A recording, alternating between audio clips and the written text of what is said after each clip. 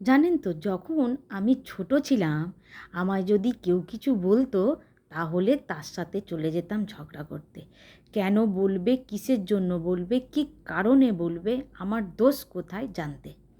কিন্তু এখন যদি আমার সামনেও আমাকে কেউ কিছু খারাপ কথা বলে, পিছনে তো বাদই দিলাম, তাহলে একবার মনে হয় যাই ছোটবেলার মতন যাই। আমি কোনো দোষ কিচ্ছু করিনি, তাও কেন বলবে লোক খারাপ কথা।